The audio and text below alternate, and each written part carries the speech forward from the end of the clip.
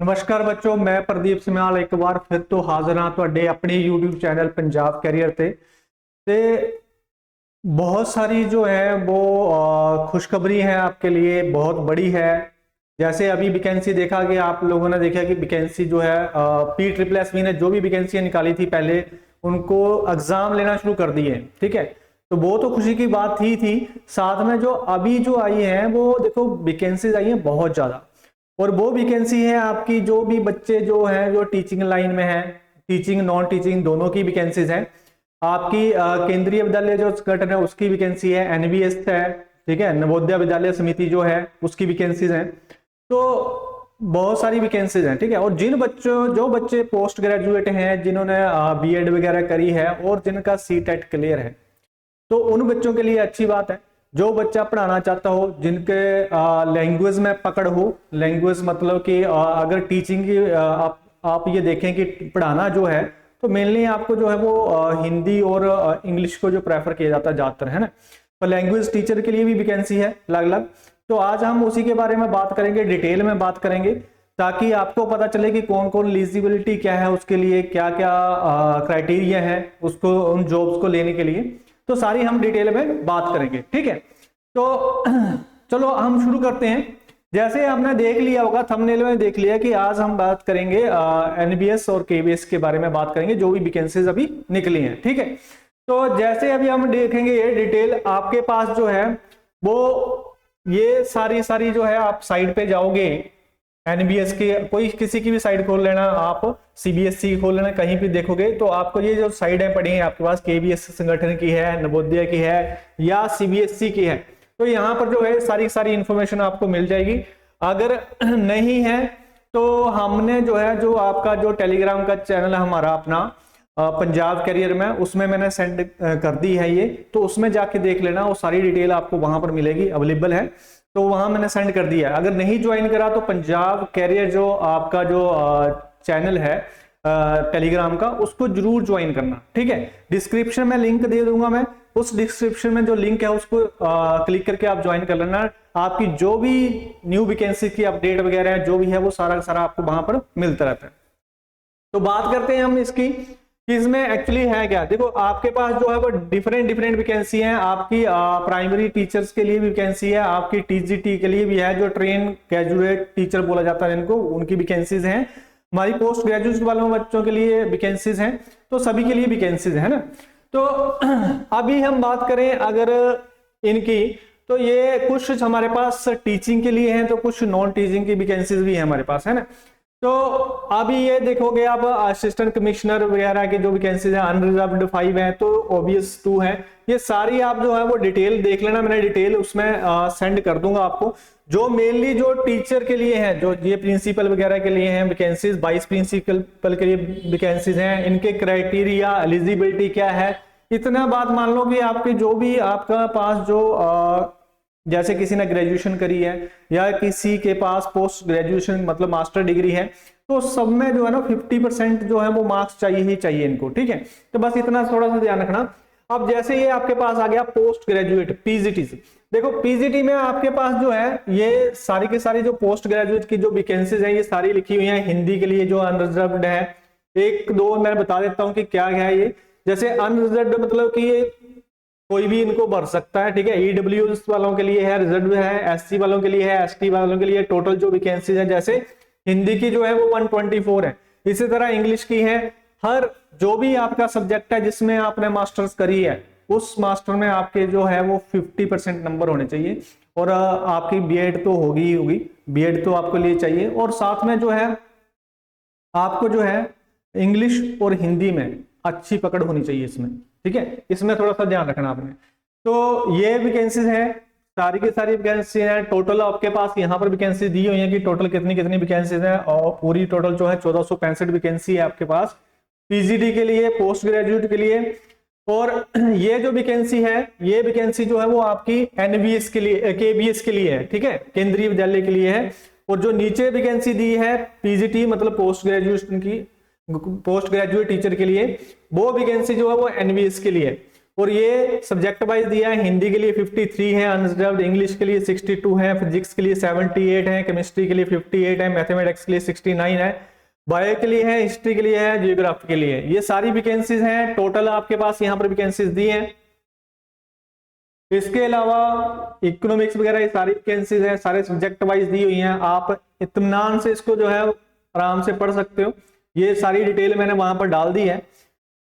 और ये आगे आपके टीजीटी के लिए, देखो ट्रेन ग्रेजुएट टीजीटी टीचर्स के लिए, आपकी केबीएस के लिए। अब जो पोस्ट ग्रेजुएशन है वो उनका तो अपने सब्जेक्ट में जो मास्टर करी होगी उसमें 50% नंबर चाहिए, ठीक है।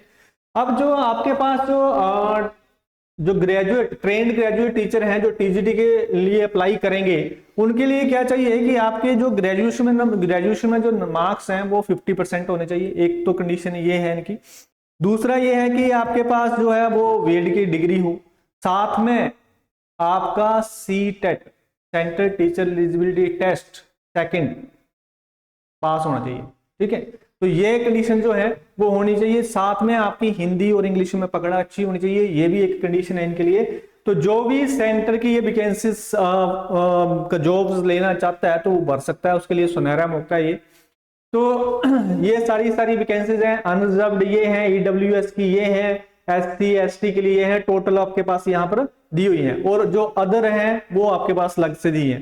तो ये सारी वैकेंसीज हैं। लाइब्रेरियन के लिए केवीएस के लिए पोस्ट हमारे पास 61 है टोटल, ये भी आप दे सकते हो। अगर वो टीचिंग में नहीं जाना तो जो नॉन टीचिंग वाली वैकेंसीज है वो भी अवेलेबल है। और एनबीएस के लिए भी ऐसे ही है, जैसे जो ऊपर था वो हमारे पास के लिए केबीएस के लिए था, तो नीचे जो वैकेंसी है वो आपकी एनबीएस के लिए है। जो आपका एलिजिबिलिटी का जो क्राइटेरिया है वो सेम ही रहेगा, ठीक है। तो थोड़ा बहुत फर्क होगा, वो सारा कुछ इसमें कोई ज्यादा फर्क नहीं होगा। वो या आपको जो है सीटेट तो आपको चाहिए ही चाहिए, ठीक है। सेकंड वाला जो टीजीटी के लिए जाएगा तो वो सेकंड वाला जो है वो सीटेट का पेपर आपका पास होना ही चाहिए, ठीक है, इतना याद रखना। तो ये है आपकी वैकेंसीज एनबीएस के लिए, काफी अच्छी वैकेंसीज है। और थर्ड लैंग्वेज, देखो ये भी इंपॉर्टेंट है। अब जैसे हम बात करें, अगर मैं बात कर रहा हूं पंजाब में, तो पंजाबी की भी वैकेंसीज हैं थर्ड लैंग्वेज में। वो वैकेंसीज आप देखोगे कि यहाँ से देखो सारे सब्जेक्ट हैं, सारी लैंग्वेज है, गुजराती है, कन्नड़ है, सब कुछ है। लेकिन यहाँ पर अगर हम बात कर रहे हैं तो हम बात कर रहे हैं पंजाबी की, खास बात करें पंजाबी की भी वैकेंसीज है। अनरिजर्व्ड जो है वो 10 है आपके पास, और ये कैटेगरी वाइज है, एससी एसटी के लिए है। जो आपके पास जो टोटल वैकेंसी दिखा रहा है वो दिखा रहा है 18, मतलब 18 वैकेंसीज है, तो अच्छी वैकेंसी है। और जो बच्चा लैंग्वेज में जिसकी है पकड़ अच्छी है, और जो बच्चा करना चाहता है, जो सेंटर की जॉब करना चाहता है, तो वो आराम से वो एलिजिबल हो तो कर सकता है। तो उसके लिए सुनहरा मौका है, एक अच्छी खासी वैकेंसी है जिसमें वो जॉब ले सकता है, ठीक है। तो ये आपका हो गया पंजाब के लिए प्राइमरी टीचर। अब बात आती है प्राइमरी टीचर के लिए भी वैकेंसीज है हमारे पास। जैसे प्राइमरी टीचर की अगर बात करें पीआरटी की, तो इसमें एलिजिबिलिटी क्या क्या होगी, देखो इसमें भी है आपके पास क्या क्या है, पोस्टें जो है वो सारी दी हुई हैं, अनरिजर्व्ड कितनी कितनी पोस्टें हैं, ठीक है। तो सारी की सारी वैकेंसी आपके पास है। अब इसमें जो पीआरटी जो आपके प्राइमरी टीचर होते हैं उनके लिए क्या है, +2 में आपके 50% मार्क्स चाहिए, +2 में आपके 50% मार्क्स चाहिए। दूसरी बात यह है कि आपके पास जो है ना डीएलएड, ठीक है, डिप्लोमा होना चाहिए आपके पास, जो आपका एलिमेंट्री एजुकेशन का होता है वो आपका डिप्लोमा होना चाहिए। और कम से कम 2 साल का तो होना चाहिए, 2 साल से कम का नहीं चलेगा, 2 साल का होना चाहिए। और जो सीटेट का पेपर 1 है वो आपका पास होना चाहिए। ये सारी जो है वो क्राइटेरिया है, तब आप एलिजिबल होते हैं इस एग्जाम को भरने के लिए और इस जॉब को लेने के लिए, ठीक है। तो इतनी आई होप बात आपको पता चल गई होगी। मेन बात इसी पे रहती है कि हमारी एलिजिबिलिटी बनती है या नहीं बनती है, और अगर बनती है तो आप जाके अप्लाई कर सकते हो। यही साइड आपने खोलनी है जो मैंने ऊपर आपको बताई थी, वहां पर लिंक दिए हुए हैं आपके पास। उस लिंक पे जाके क्लिक करोगे तो पहले आपको बोल देता है कि आपने रजिस्टर करा है, तो नहीं करा तो रजिस्टर कर लो, फिर वहां से आप अप्लाई कर सकते हो, कोई ज्यादा इशू नहीं है इसमें। और इसके अलावा इसके ऊपर जो है वो डिटेल जो इंफॉर्मेशन जो है नॉन टीचिंग स्टाफ के लिए भी आपके पास ये सारी है, लैब अटेंडेंट है, ये मल्टीटास्किंग स्टाफ है, ये सारी वैकेंसी है और डिटेल इसमें सारी की सारी दी हुई है। फिर मैं बोल रहा हूँ कि आप जो पंजाब कैरियर का जो आपके पास टेलीग्राम चैनल है उसको ज्वाइन कर लो, वहां पर जो है मैं ये सेंड कर रहा हूँ और आप ले सकते हो, या फिर इनकी साइट पे जाके देख सकते हो। ये सारा क्राइटेरिया नीचे सब कुछ दिया होगा आपके पास कि एलिजिबिलिटी क्या है, सैलरी कितनी कितनी होगी, ये सारा कुछ देखो ये लिखा हुआ है, वर्किंग प्रिंसिपल, पे लेवल, सब कुछ दिया हुआ है A to Z। ठीक है, तो ये सारा कुछ आप देख सकते हो, आप सब कुछ इसमें ही मिल जाएगा आपको, क्या क्या चाहिए, क्या क्या पेपर होगा, सब कुछ A to Z। ठीक है, एलिजिबिलिटी क्या है, तो मेरा मतलब था कि इंफॉर्मेशन को आप तक डिलीवर करना कि ये वैकेंसीज आई हैं, और जो बच्चा करना चाहता है और जिसने सीटेट करा है, और सीटेट इसलिए करा होगा कि सेंटर की जॉब लेनी है ना, ऐसे तो कोई करता नहीं। तो अगर सीटेट वगैरह जो है वो क्लियर करा है तो आप एलिजिबल हो, आप पेपर दे सकते हो, आप इनको ज्वाइन कर सकते हो, जॉब ले सकते हो। ठीक है, और आपके लिए सुनहरा मौका। तो इतनी इन्फॉर्मेशन मैंने आपको देनी थी। फिर आप मिलेंगे किसी नई इन्फॉर्मेशन के नाल, तब तक के लिए थैंक यू, धन्यवाद। मिलते हैं नेक्स्ट वीडियो में, धन्यवाद।